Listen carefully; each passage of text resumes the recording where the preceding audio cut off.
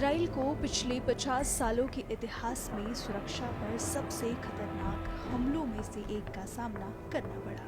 Hamas ने Israeli सुरक्षा को कमजोर करने के लिए रॉकेटों की बौछार की और पैराग्लाइडर, मोटर बाइक और 4 पहिया ड्राइव वाहनों का इस्तेमाल किया। हमास ने कस्बों और समुदायों को तहस नहस कर दिया, कई लोगों को मार डाला और दर्जनों को बंधक बना लिया।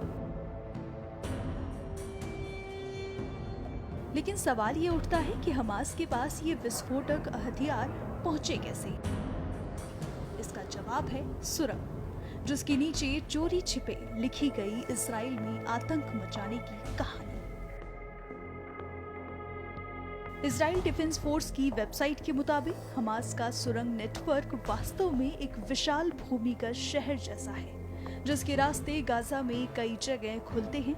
हमास इन सुरंगों का उपयोग हथियार भंडार, बंकर, कमांड सेंटर और रॉकेट लॉन्चर सहित आतंकवादियों और हथियारों के लिए एक गुप्त परिवहन मार्ग के तौर पर करता है। इनमें से कुछ सुरंगें गाजा से सीधे सीमा के पास इजरायली समुदायों तक जाती हैं, जिससे आतंकवादियों को घुसपैठ करने, अपहरण करने और इजरायली नागरिकों पर हमला करने में मदद मिलती है।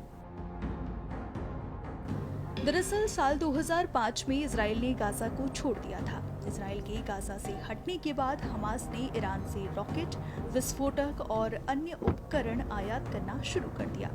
उन्हें सूडान के माध्यम से भेजा गया,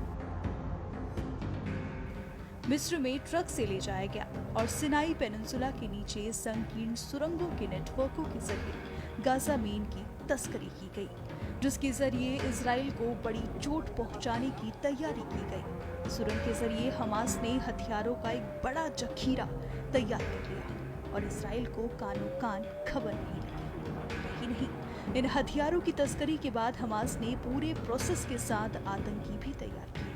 हमास की एक सैन्य प्रशिक्षण अकेडमी भी है और गाजा पट्टी में हमास के करीबी सूत्र के अनुसार उनकी एक मिनी आर्मी है, जिसने इजराइल में आतंक मचाने का काम किया।